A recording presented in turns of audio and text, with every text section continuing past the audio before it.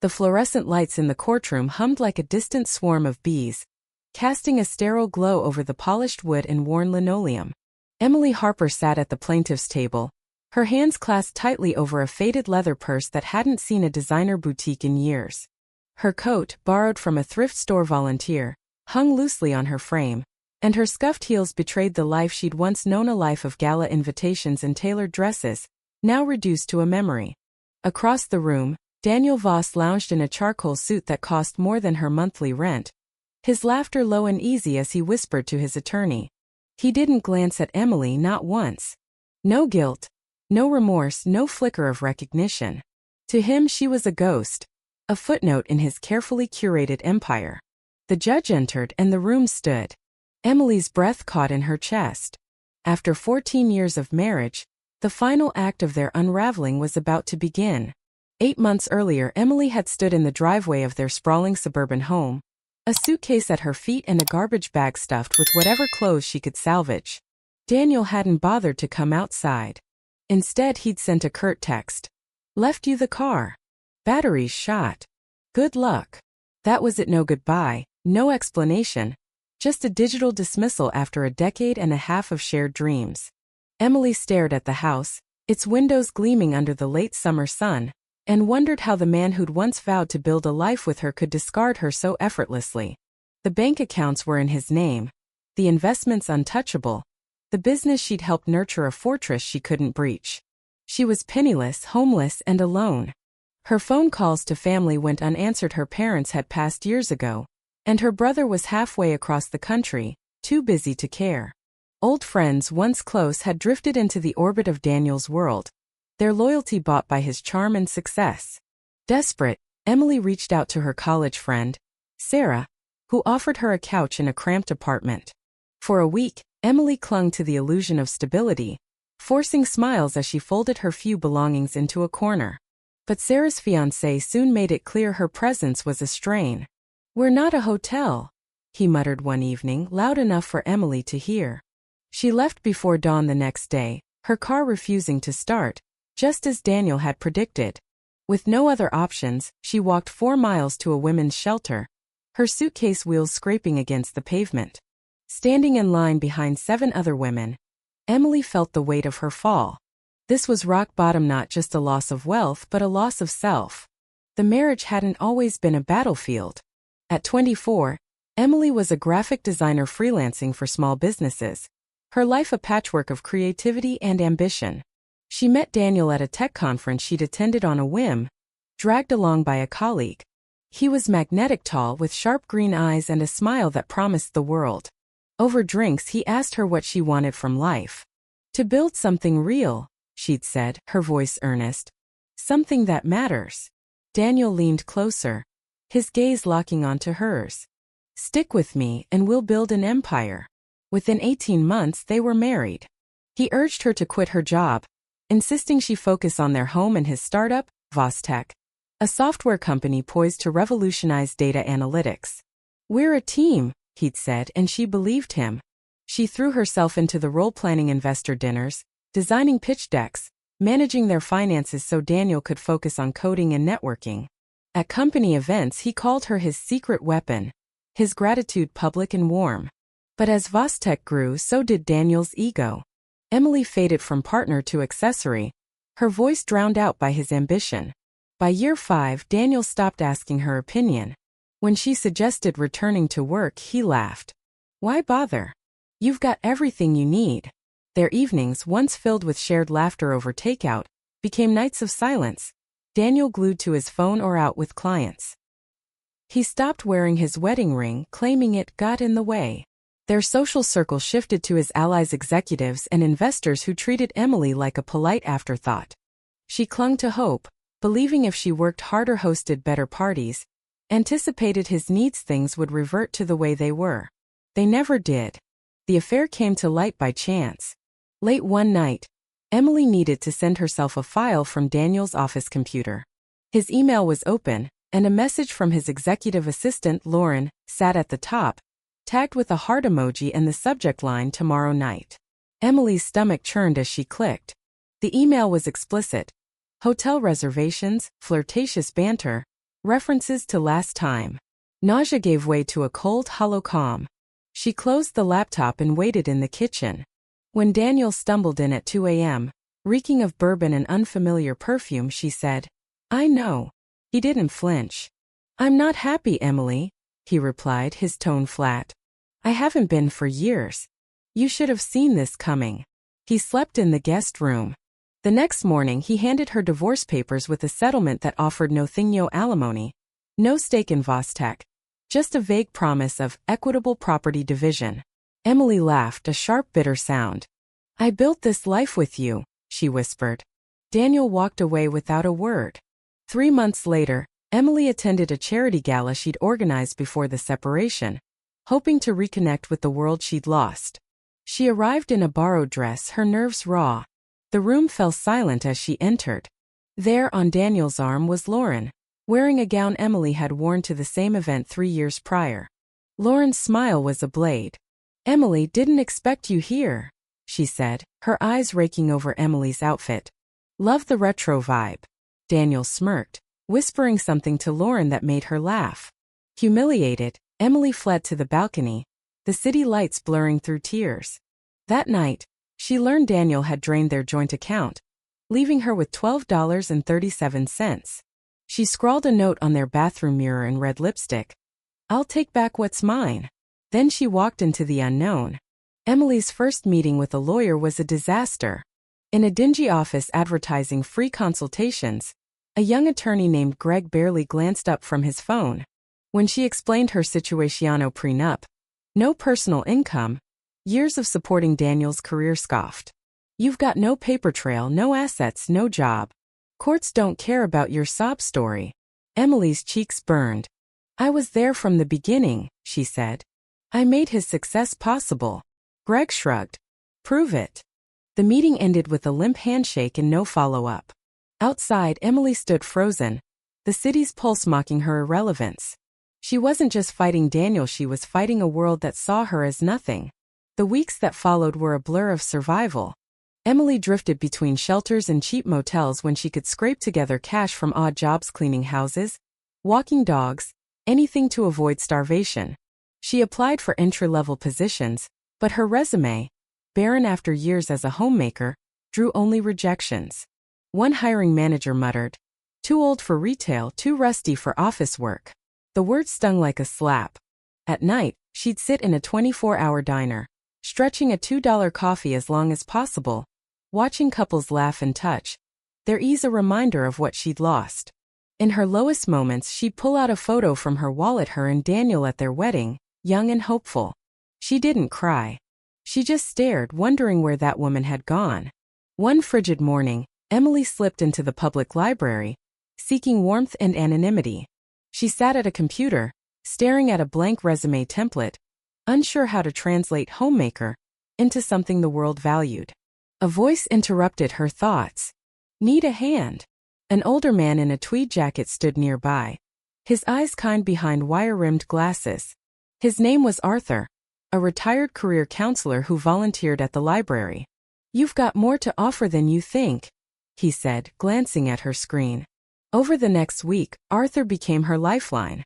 He taught her to frame her skills: budgeting, event planning, crisis management as professional assets. He bought her a coffee one day, saying, "You're not starting over, Emily. You're rediscovering." For the first time in months, she felt seen. With Arthur's guidance, Emily landed a part-time job as a receptionist at a dental clinic. The pay was modest, but it covered a tiny studio apartment with peeling wallpaper and a leaky faucet. She hung her coat on a nail in the wall, stacked her few belongings in milk crates, and brewed coffee in a second-hand pot. At work, she arrived early, greeted patients with warmth, and kept the office humming. Her boss, Dr. Clara Nguyen, was a no-nonsense woman in her 60s who watched Emily with a critical eye. Over time, Clara entrusted her with more scheduling, invoicing, even redesigning the waiting room's outdated brochures. "You're sharp," Clara said one day, her tone grudgingly impressed. "Don't waste it." Emily clung to those words, each paycheck a brick in the foundation of her new life. One evening after a grueling shift, Clara called Emily into her office. "You're not just here for the paycheck. she said, pouring 2 mugs of tea. What's your story? Emily hesitated, then spoke about the marriage, the betrayal, the erasure. Clara listened, her face unreadable. When Emily finished, Clara leaned back. I was like you once. Married to a man who thought I was furniture. Took me years to climb out. She slid a business card across the desk. My sister runs a legal clinic for women like you. Call her. Emily stared at the card, hope flickering like a candle in a storm. The clinic was a small, warm space with posters proclaiming, "You are enough," and break the silence. The lead attorney, Nadia Patel, greeted Emily with a firm handshake and a gaze that missed nothing. As Emily recounted her story, Nadia took notes, her questions precise. Did you have access to business accounts? Were you on any property deeds? Emily shook her head, ashamed. Nadia's expression didn't waver. This is financial abuse, Emily. It's common and it's not your fault. We can fight this. Over weeks, Emily attended clinic workshops, learning to navigate tax records, trace assets, and document her contributions to Vostek. She built a timeline of her marriage, every late night she'd spent balancing their books, every investor dinner she'd hosted, every sacrifice that fueled Daniel's rise. Anger replaced despair, not wild but honed like a blade. While sorting through a box of belongings she'd salvaged from the house, Emily found a USB drive labeled Vostek Archives. She assumed it held old marketing materials, but curiosity led her to plug it into her laptop. The files were a revelation. Spreadsheets of unreported transactions, shell companies with cryptic names, transfers to offshore accounts.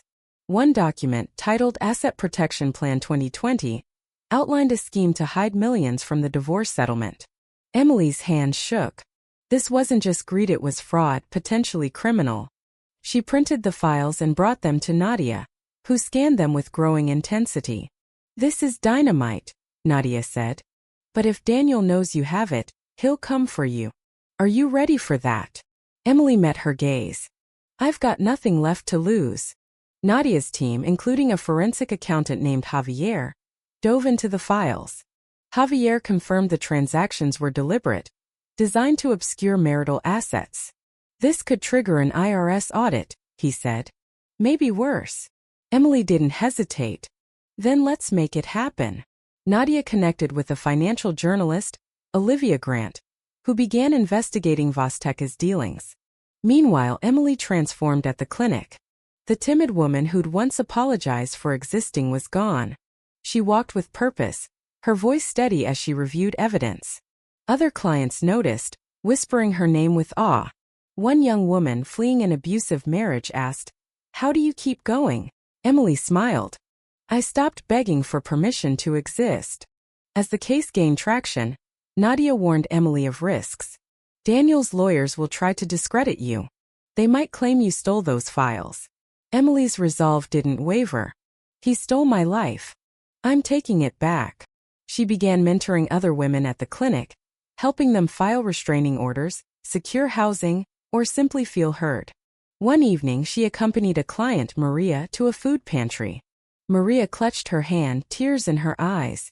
You make me believe I can do this. Emily squeezed back. You can. You will. The legal battle escalated when Nadia partnered with a high-powered firm led by Vanessa Carter, a formidable attorney with a reputation for dismantling corporate facades. In their sleek downtown office, Vanessa reviewed Emily's case with surgical precision. You've got him cornered, she said. But he'll fight dirty. Emily nodded. I'm not afraid anymore. Vanessa's lips curved into a rare smile. Good. Let's bury him. Daniel, meanwhile, remained smug. When served with new court papers, he tossed them onto his desk, laughing to Lauren. Emily's grasping at straws. Let her waste her time. Lauren, now Vostek's COO, frowned. She's not the pushover you think. Daniel waved her off, but his confidence masked unease. Whispers of an audit reached his board, and a client backed out of a major deal, citing reputational concerns. Lauren's social media posts grew defensive, her polished veneer cracking. The trial began on a gray November morning. Emily stood outside the courthouse in a simple black dress, her hair pulled back, a folder of evidence in hand. Vanessa joined her, exuding calm authority. "Ready?" she asked. Emily nodded. "Let's end this." Inside, Daniel arrived late, Lauren at his side, both radiating arrogance. He smirked as he passed Emily. "Nice try, Em. Hope you enjoyed the spotlight." She ignored him, her steps steady on the marble floor. In the courtroom, Vanessa opened with a voice like steel. "This case isn't about greed. It's about justice for a woman erased from the empire she built." She outlined Emily's contributions to Vostek, painting a vivid picture of her sacrifices. Daniel's attorney, Richard Holt, countered with condescension. "My client is a visionary." Harper chose a life of luxury, then cried foul when it ended. Emily held his gaze, unflinching. She wasn't the same woman who'd once shrunk under scrutiny. The bombshell came on day 2. Vanessa presented the USB drive's contents projected on a screen for all to see. Transaction logs, shell companies' offshore accounts. The courtroom buzzed as Javier explained the fraud. His voice measured but damning. These weren't mistakes. They were calculated. Daniel's smirk vanished, his fingers twitching. Holt objected, claiming the files were illegally obtained. But the judge, a stern woman named Judge Callahan, overruled. "This is relevant and admissible." Gasps rippled through the room. Lauren stared at her hands, her face pale. Daniel took the stand on day 3, his charm faltering under Vanessa's cross-examination. "Can you explain the $3 million transfer to a Cayman account in 2021? She pressed. Daniel stammered, his answers evasive. "I delegated those decisions." Vanessa leaned in. "To whom?" Silence. His composure cracked and he snapped, "She was lucky to have me. I gave her everything." The jury stiffened, their faces hardening. Emily sat still, her heart steady. She'd heard that venom before, but now it was exposed, raw and ugly. Lauren's testimony was the turning point. Subpoenaed on day 4, she entered the courtroom like a cornered animal, her eyes darting to Daniel, who refused to meet her gaze. Under oath, she admitted knowing about the hidden funds. "I followed his orders," she said, her voice barely audible. "He said Emily didn't deserve a penny." The courtroom froze. Lauren's shoulders slumped as she left the stand, her alliance with Daniel shattered. Outside, reporters swarmed, but she fled, her heels echoing in the hall. That night, a financial news outlet published Olivia Grant's exposé. Tech mogul hid millions in divorce scheme. The article, backed by leaked documents, went viral. Daniel's empire trembled, investors pulled out, his board demanded answers, and a federal investigation loomed. At Vostek, employees whispered, and Lauren locked herself in her office, her loyalty to Daniel now a liability. Daniel called his lawyer, his voice tight. "Fix this." But the tide had turned. Emily, meanwhile, remained focused. When Clara mentioned the media frenzy, she shrugged. "He's feeling the walls close in." She spent evenings preparing her testimony, practicing in her apartment's cracked mirror. "This isn't revenge," she told her reflection. "It's truth." The clinic became her anchor, where she mentored women like Maria, whose gratitude fueled her resolve. One night, Maria gave her a handmade bracelet. "For strength," she said. Emily wore it to court, a quiet reminder of why she fought. On the trial's final day, Emily took the stand. Vanessa's questions were gentle but deliberate, guiding her through years of unseen labor, every pitch deck she'd designed, every crisis she'd managed, every dream she'd deferred. When Holt cross-examined, his tone was patronizing. "You had no career, no income. What exactly did you contribute?" Emily's voice was clear, unshaken. "I built the foundation he stood on. Without me, Vostek wouldn't exist." The jury leaned forward, captivated. Her truth wasn't loud, but it was undeniable. That evening, Daniel's team offered a settlement. $12 million, contingent on a gag order. Emily read the terms, her jaw tight. "He wants to buy my silence," she said. Vanessa nodded. "Your call." Emily looked at her. "I'm done being quiet." In court the next morning, Vanessa declined the offer, her voice ringing. The room buzzed and Daniel's face darkened. For a man used to control, her defiance was a wound. The jury deliberated for 3 hours. When they returned, the foreman's voice was steady. "In favor of Emily Harper. Full recognition of spousal contributions, 50% of marital assets, retroactive compensation, and penalties for financial concealment. The gavel fell and Emily exhaled, not in triumph but in liberation. Daniel sat frozen, his empire fractured. Reporters flooded the hall, but Emily slipped out a side door, her steps light.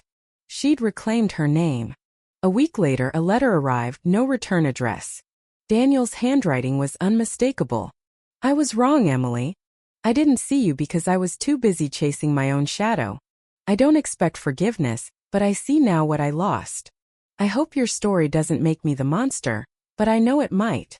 Emily folded the letter and tucked it away. She felt no anger, no sadness, just clarity. Forgiveness, if it came, would be hers to choose.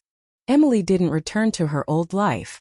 Instead, she joined the clinic full-time, becoming a case manager for women navigating abuse and divorce. Her story spread, earning her invitations to speak at conferences. She founded Reclaim, a nonprofit offering financial literacy and legal aid to survivors.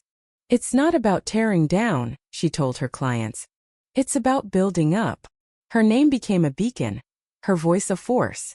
One spring morning, Emily passed the courthouse, a coffee in each hand, one for her, one for a new client waiting at the clinic. Near the entrance, a young woman sat on a bench, her face streaked with tears. Emily approached. "Here for something tough?"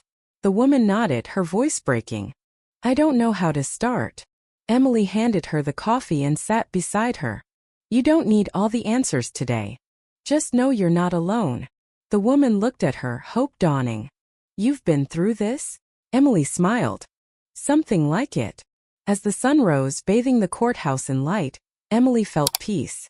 Her life, rebuilt on truth, was hers alone, and it was enough. If you were the one in this story, how would you react? Would you stand up and fight back, or accept the unreasonable pressure and control from the HOA? Share your thoughts in the comments below. And don't forget to subscribe, like, and share this video with more people. Your small action gives us the motivation to keep bringing you more intense and engaging stories. Thanks for watching, and we'll see you in the next video.